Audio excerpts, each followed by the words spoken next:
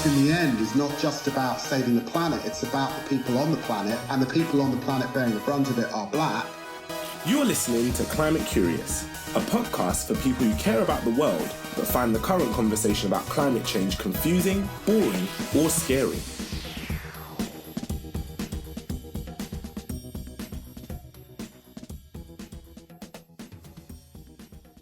Okay, so we're back again. Hello, Maryam. Hello, Ben. How are you feeling this week? I know you're feeling a little bit anxious last week. Let me tell you, what a difference a week makes. Well. What a difference a week makes. What a difference 4 days made. Yeah. I am feeling good. I'm feeling good. And you know what? I'm not going to get into the details here, but I'm feeling hopeful. I've been thinking a lot this week about how we can celebrate wins and celebrate good things, even if we know that there's more work that needs to be done. I feel like after 5 years of essentially being in total darkness, I see a little light at the end of the tunnel. And I know that it's really far away and I have a long way to go to get there, but there's a light for the first time. And it's doubly sweet, right, because of representation. I don't know if that's too specific, but... Yeah, it is. It just feels nicer, a little bit nicer. To have a woman of colour elected to such a high office, I think anywhere in the world, I think is just such a win. Yeah, I'm feeling good. That's good. Your optimeter is high today. Yeah, so we always talk about how optimistic you're feeling, but yeah, my optimistic dial has turned up a few notches. That's good. I'm happy about that. I feel like the world. I feel like that's a resounding feeling. Do you know what I mean? Generally across the board, spirits are feeling a little bit higher. If we go all the way back to what Charmian was saying in our very first episode, both and. I can both feel happy and hopeful and know that I still have work to do. So that's what I'm embracing. I'm embracing the both and of it. Right. Okay. So today's episode, we're talking... about some really interesting stuff, actually. And this is probably a conversation that I feel like I want to have. Do you know what I mean? Out of all of the conversations that we've had, this is definitely number one on my agenda. And I'm gonna start us off with a question, bearing in mind that neither of us are white people. And I want to know... When that is true. When as a non-white person, did you start to realize or start to care about climate change and realize that it was an issue for you? That is such a difficult question to answer. So I can tell you that I've always kind of cared about climate change, but in a very abstract way. And so when I was really little, I wanted to save jaguars in the rainforest. Even over the last 3 or 4 or 5 years, I've had real sympathy towards the climate change movement, and I've tried to make good climate decisions, but not really, as our confessions have shown. But I think that this year I was just dove headfirst into this conversation, into this discussion, into this world through my work, and I have to be very honest that I had never thought about the intersection of climate change and race, except for, and I think you might agree with this, except for this idea that in faraway places, there are things happening to, black and brown people, that are to do with water scarcity or so I in that sense that in faraway places, we can see the first impacts of climate change, and it's happening to black and brown people. That I've known for a long time, right? Because that's more of, I guess, my background and my work. But I hadn't really connected it to me in the UK or in the West until this summer. This is really new for me. I had the privilege of working with some amazing people who are doing just that, but in the US. And it really struck me. And once you see it, this is something you can't unsee. Right. Because for me, it's today, right? I've thought about it. And I know enough to say that climate change disproportionately affects people of colour. But beyond that, I wouldn't say I know very much about the topic at all. And I feel like I should. Do you know what I mean? I feel like I'm meant to know the answers. But I think that's why we're lucky to have the guest that we have today, right? Yes, exactly. Our guest this week is, in my mind, the perfect person to take us through this exploration of race and climate change, essentially. So I'm really excited because this week we're joined by the Right Honourable David Lammy, who is the Member of Parliament for Tottenham and who also spoke at the TED Countdown conference in October. So if you haven't already, definitely check out his TED Talk. Now, for those of you who aren't familiar with David's amazing work, I really want to tell you a little bit about him because I think give you context to where this conversation is going and where he's coming from. David has been a long-term advocate for fighting for justice on behalf of the Windrush generation. He's campaigned for a humane immigration system. He's sought compensation for the victims of the Grenfell Tower fire. He has worked to expose racial bias in the British criminal justice system. In fact, he was appointed Shadow Secretary of State for Justice in April this year, and he's the first Black MP to hold the justice post, either in government or opposition. So I think there could not be a more perfect person to help us have this conversation, Ben. Let's get started, shall we? Let's go. Welcome, David. It's so lovely to have you on the podcast with us. Thank you so much for asking me. I want to start right at the beginning and ask you, how did the climate emergency become a priority for you? Well, look, I think that this is a combination of two things creeping up over time.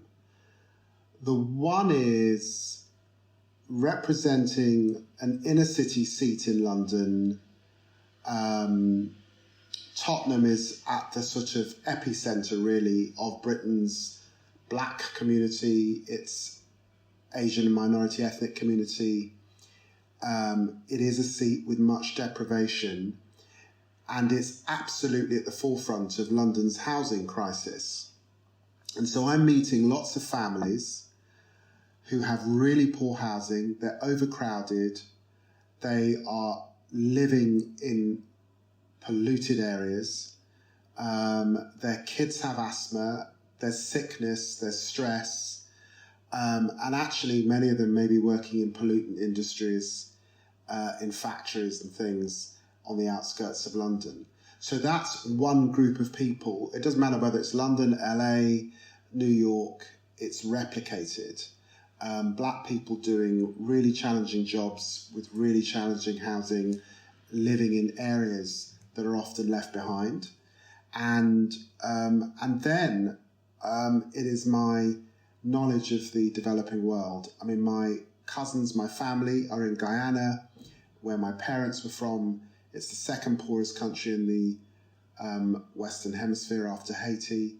It has much beauty in terms of its rainforests, the Amazon basin, the wonderful fauna species, but it is a country with rising sea levels. It's below sea level, huge problems with floods. In fact, as we are recording this podcast, Tropical Storm Eta is ripping its way through the Caribbean with huge floods, mudslides in Jamaica, Honduras, countries like that, and Guyana's in that zone. So it's basically, for me, I got to climate change because I saw the way that people I came into politics to help, Black and brown people to some extent, whether they are in urban centres like London or whether they are in developing countries like Guyana,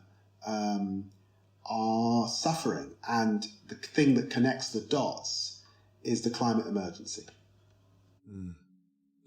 So I find this really interesting, and I feel like my starting point for this conversation is always like, how is this relevant to me, right? But I'm always trying to center myself so that I can understand things.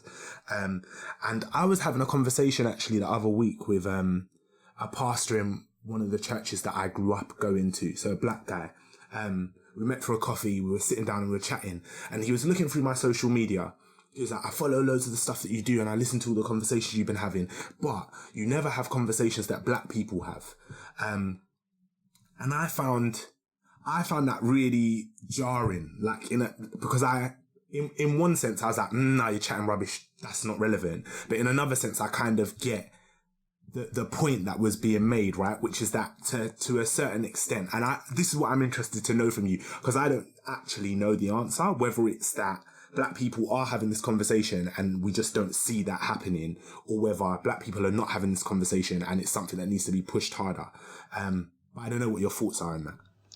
Look, I don't think it's as straightforward as that. So the truth is, my experience of people who are poor, people who have trouble paying the bills, people who are being harassed by the police, people who are worried about where food's coming from because they've just lost their job. And, you know, I'm thinking of a lot of black people in that position, is they haven't got time to worry about what appears to be big picture policy. Because there are a lot of daily stresses, and that's certainly the context in which I grew up. And so that's one conversation. And the other conversation is, if the climate emergency is all about carbon emissions, if it's about the Green New Deal, but you never connect that to equity, to jobs that matter to people in their communities, that seem real, then of course black people aren't going to be thinking about this, which is why I did my TED talk. One, to connect the dots, to challenge both those who are in environmental organisations, those who are raising their voice about these issues, to remind them that this in the end is not just about saving the planet, it's about the people on the planet, and the people on the planet bearing the brunt of it are black, but also to challenge the black community that if we are protesting for George Floyd, and if we are using the motif, I can't breathe, then please remember that there are thousands of people who can't breathe because they are literally being choked in their communities, or they are experiencing drought, flood, pollution in the global south. And so it's to connect the dots. It's not to exceptionalize one group. I've campaigned as a result of George Floyd's murder, but I'm not going to exceptionalize the African-American experience and not say that black people that die in Darfur, which is the first climate change war, if you like, or civil war, if you like, are somehow less important. They are as important. And until we live in a world where that is fully understood, none of us are truly free. Right. Because that to me makes sense. Like, I understand. I always think about my parents in regards to these kinds of conversations. Like, I think there is an element of the black experience, I guess, that means that loads of things that are really important become luxury conversations. Do you know what I mean? Whether it's like mental health or sexual health or physical health. I'm interested in what the impact of climate change, because I always think of climate change in terms of the global south, right? Like, I always think, there's islands that are going to be underwater in 10 years or 20 years or whatever it might be. And I find it a lot harder. I know you spoke about this in your TED talk, but I find it a lot harder to place like the immediate consequences for people here. Particularly for people of colour. Like, I know that there are things, but I find it really hard to like pinpoint them and say, in the UK? Yeah. Well, look, who is in the most pollutant jobs? Is that a rhetorical question? No, okay, it is. Go on. Whose kids have got asthma? We had a wonderful young woman, Ellie Kisser-Deborah, who died, barely into her teens, died because of pollution in this city, in part because of the emissions. You could go to the United States, you could look at zoning policy and why homes for traditional African Americans were in the poorest areas, the most pollutant areas of American cities. You just have to go to Kingston, Jamaica to see the pollution in that city. Yeah. And, you know, who drives the most pollutant cars? Who are the people who are working in agriculture and exposing themselves to insecticides, things like that they shouldn't be, or who are doing, you know, really tough jobs and being exposed to pollutants of all kinds? Who are the cleaners in London? What's the face of those cleaners? If you get on the tube at 6:30 in the morning, who is coming home from work? Look at the people who died during the beginning of this crisis. The face of those care workers, the face of those bus drivers that were dropping dead because of the viral load. What is the face of inequality in our country? So, and inequality is inextricably linked to the coronavirus. If we want to talk about a decolonised curriculum or a Britain in which we no longer have statues celebrating people like Edward Colston, what was that colonisation about? It was about extraction. It was about forced labour, a forced labour that gave the world cotton, gave the world sugar, mining in countries like South Africa, the Congo. Countries fought over because of what was in the ground.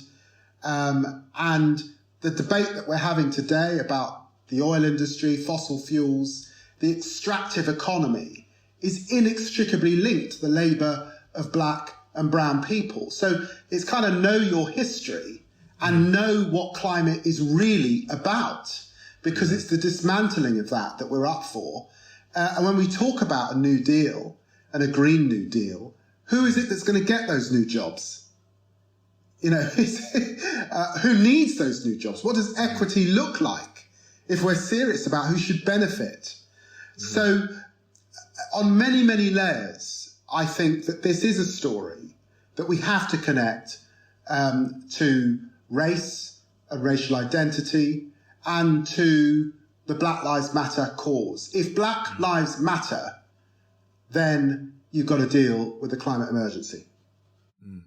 And when you say learn your history or know your history, how does someone find out that stuff? Like so me personally, rather than abstract person out in the world, me, Ben Hurst, I am moderately dyslexic. I don't like reading books. I don't particularly enjoy history. When I was in school, it was one of my least favourite subjects. And I feel like the history that you've given, right? Because you've given, or the picture that you've painted, because it wasn't all history, but the picture that you've painted, current and past, is quite a vivid picture of drastic inequality, which is obviously true, right? But for average layperson listening to the podcast who thinks, I don't know where to find this stuff, how do you find those pieces of information and manage to put them together in a way that makes sense?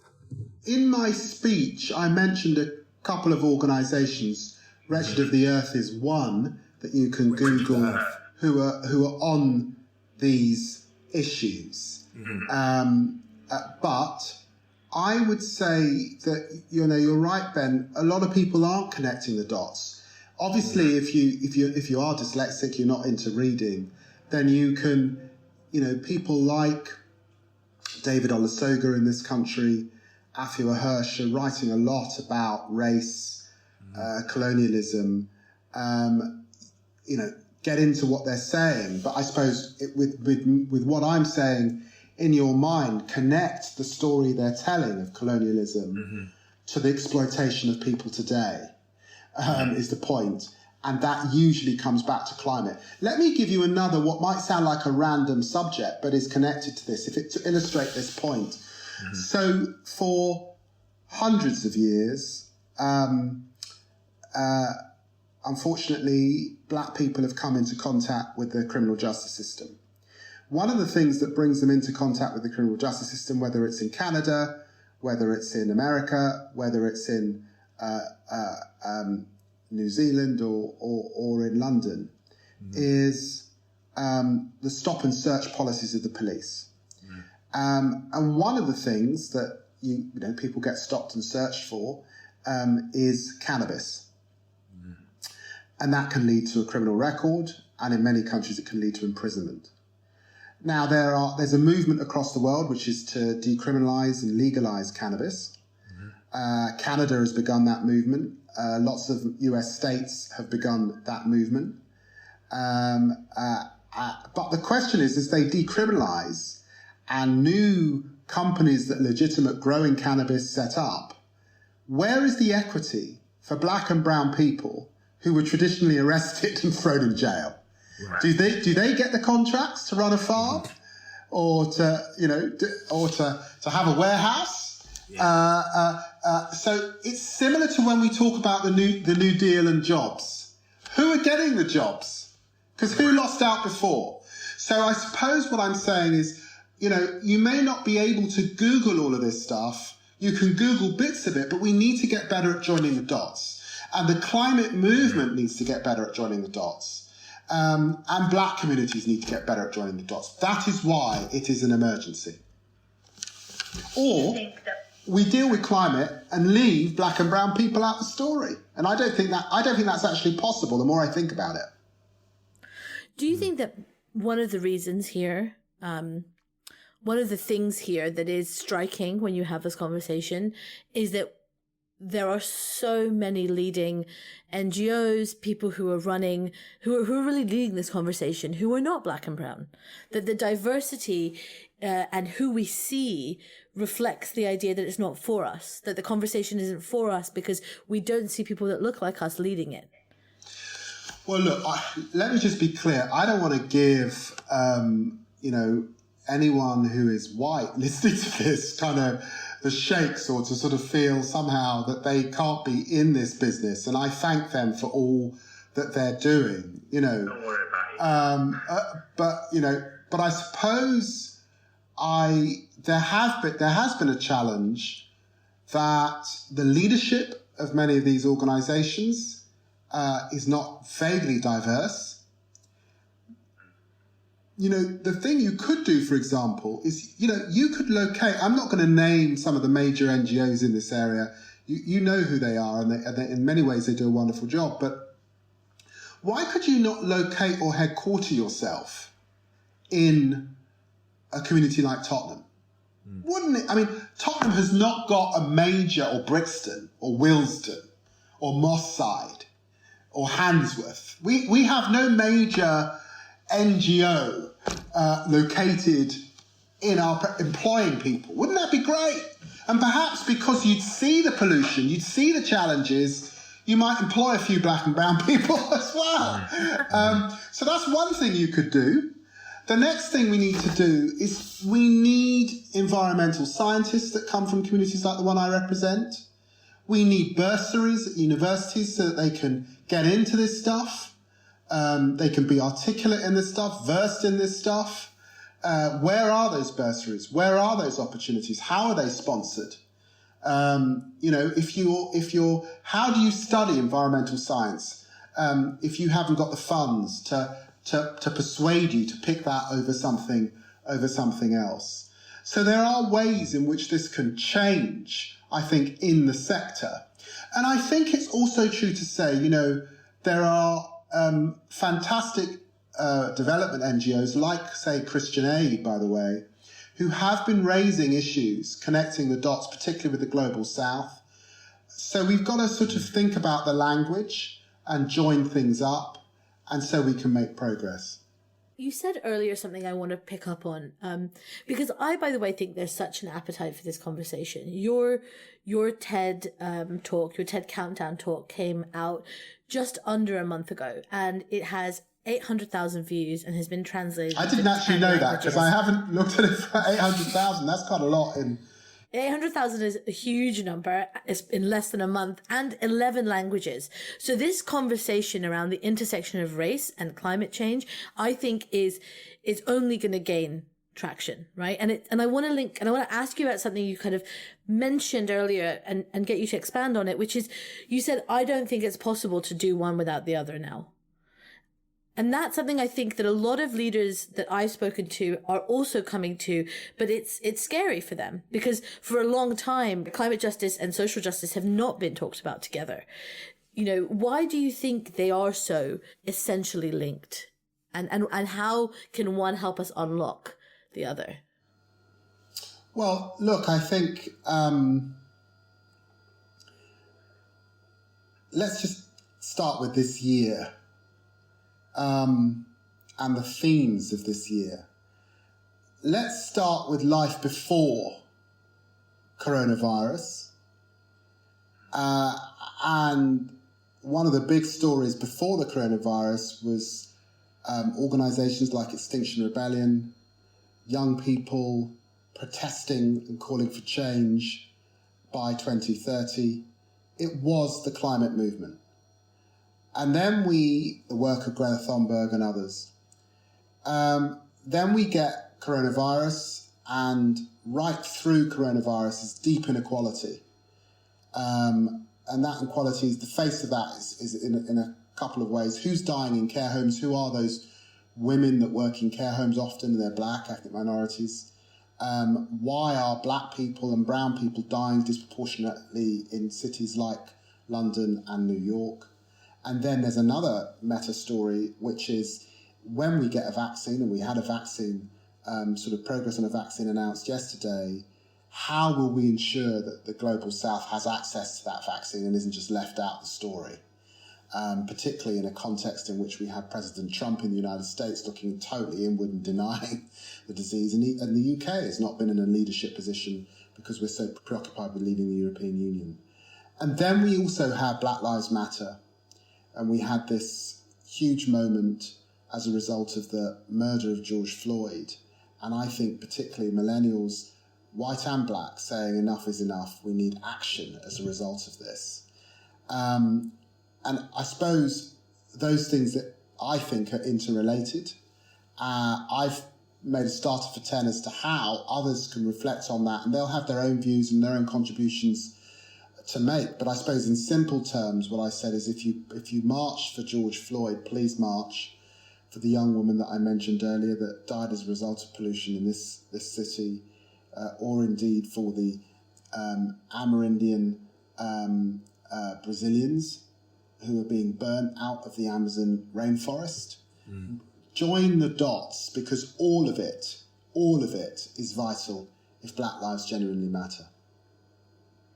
So I have this question because we are recording this podcast from the perspective of Londoners and people who live in cities, who are urban. You know, when we think about Londoners and people from other big cities, do you think cities can lead the fight against the climate emergency? And in your mind, how are we doing that? Well, actually, to be fair, one of the major initiatives where things are actually happening within the climate emergency and the climate movement is in fact in cities. So the truth is there is already a group of cities that come together under the banner of the C40 leading on climate change. And these are mayors like Sadiq Khan, the mayor of New York, the mayor of Chicago, Paris, that actually, in the absence of their countries sometimes doing nothing about climate, and I don't think the UK is doing enough, and it's definitely the case that Donald Trump's America wasn't doing enough, actually in cities, you can do a hell of a lot. You know, you can green buildings, you can mandate issues in relation to carbon emissions, in relation to public sector, you can come up with something like the congestion charge. There's a lot that you as a city mayor can do. You can't do everything, but you can do your bit. And often it's the case that actually the cities are moving ahead, but the nations are behind. And I suppose those mayors are recognising what they can see in real time, which is what underpins the inequality in their communities, and the way in which consumption, actually here in London, we're trying to create livable streets, pedestrianising, getting back to communities where people cycle, they're not jumping into cars, where roads are safe environments for children to grow up in. So if everything goes right, which is like I guess a pretty idealistic way of looking at the issue, but if everything does go right and we do everything we need to do in the next 10 years, what do you imagine London, Guyana, the world will look like in 2030? Well, given that we're now entering into a deep recession, I want to see in 2030 us in richer countries have cut climate emissions substantially, disappearing. And I want to see new technologies, innovation, the New Deal at the centre of our economies. People employed in jobs that we can't even understand exist as we sit here today, 10 years before. At the forefront, basically. That's what I want to see.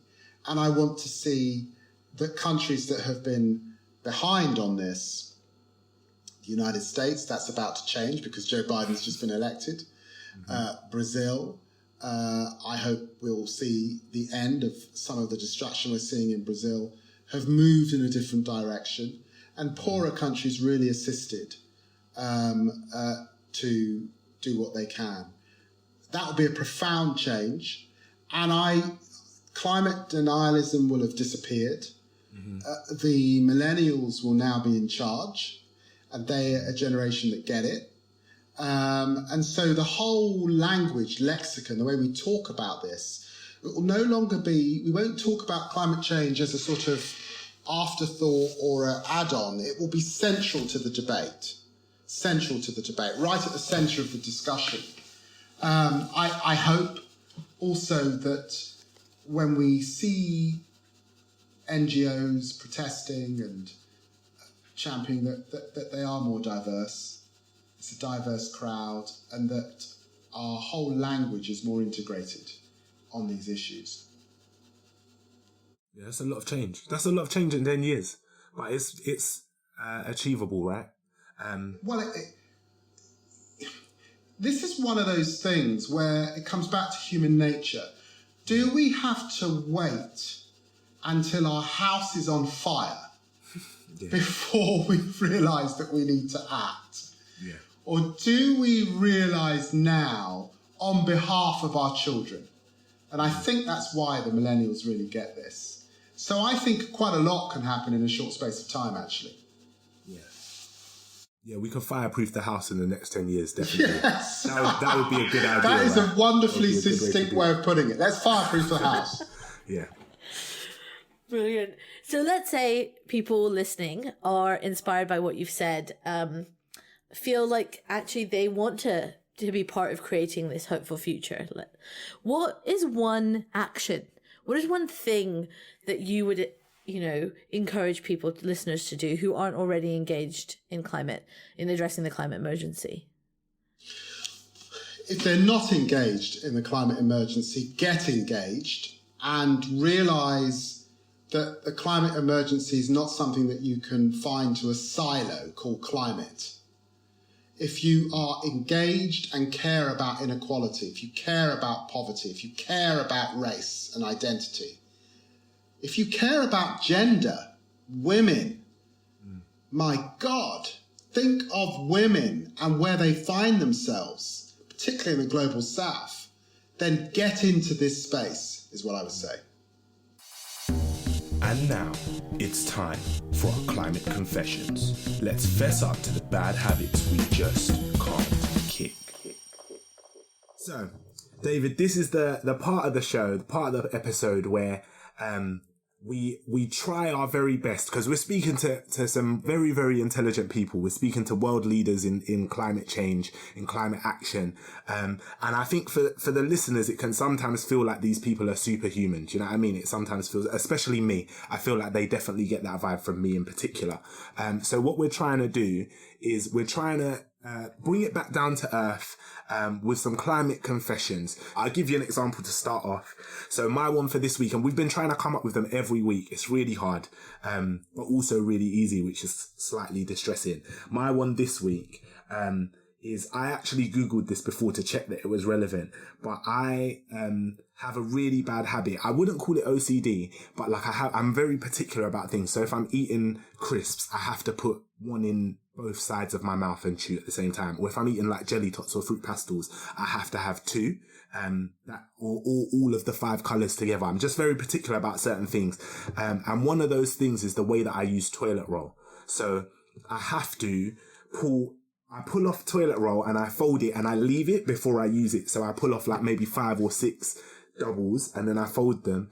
And if I pull off the wrong amount, then I have to start again. So I just waste a lot of toilet roll. I read a statistic that said that the average household uses 1 to 2 rolls of toilet roll a week, which I think is, you're nodding, which is making me feel quite insecure here, but I think that's ridiculous. I must get through like 5 or 6, I don't know, but I use way too much toilet roll, which obviously has an impact on the trees. It's also to do with, apparently they treat it with chemicals, which I didn't know. So allegedly it's really bad for the environment. So that's what I'm doing to screw it up this week. That was graphic. That was more than I needed to know. I didn't even talk about poo.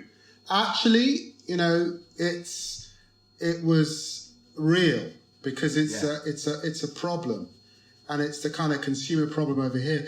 Look, I guess, you know, I think I should eat less meat than I eat. Mm. I think that I'm tired of all the plastic bottles. I had one a moment ago that I'm always using. And maybe if I made a more active choice not to, I'm just throwing this plastic in the bin. I don't drive, so I'm not polluting the world in that way. But I think probably in my consumption, I could do better than I'm doing, for sure. Okay, that's good. That's good. That makes you feel slightly more human. Maryam, do you have one this week? Thanks, Ben.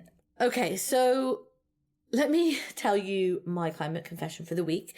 And as I said last week, I feel like every time we do these, people get to know us a little bit too much. So here's going again. As many of you who know me know, I have a slight clothing/shopping addiction. And I love clothes. And there's just no way to around it. I love it. I'm so into them. And they make me really happy. And I know that the fashion industry is just such a massive contributor to climate change. So I'm really trying hard to find sustainable options. But I'm going to tell you something, and this is, I guess, a plea to anyone listening who is in the fashion industry. As a plus size girl, I can't find that many options in sustainable fashion. So I would love to do better, but I kind of can't all the time. So that is my confession for the week, and my plea for someone to find more than 5 items of sustainable clothing in my size in this country that ships to the UK. I feel like both of you have kind of cheated this week, and next week I'm going to be a lot harsher on this. This is ridiculous. I'm the only person that's done anything wrong this week. Okay, thank you so much, David, for joining us. It's an important conversation. It's one that I'm excited that we are having and that I hope we will continue to have on this podcast. And for those of you who are not part of the 800,000 people plus who have watched David's talk, I very much recommend that you go on TED.com and you watch this talk, because I think it's one of the best that's come out this year. And I know the best on this topic that is out there. So thank you, David, for taking the time to speak with us. Thank you very much. Thanks for joining us this week. If you enjoyed what you listened to today, please rate and subscribe and share the episode with a curious friend. Join the conversation on socials using the hashtag ClimateCuriousPod and let us know what you want to hear about next time. You can find us online at TEDxLondon. This podcast was made possible by TEDxLondon's headline partner, City. City is all about progress and supporting great ideas. And for the past 5 years, they've supported us to bring world-changing ideas to the TEDxLondon stage. Now they're taking it to the next level by supporting this new podcast. Thanks, City. This episode was produced by Josie Coulter, curation and research by Tara Cooper, engineered and mixed by Ben Beheshti, artwork designed by Sabrina Russo and Rebecca Mingus, music composed by Ben the Falcon Beheshti, presented by Maryam Pasha and Ben Hurst. Stay curious.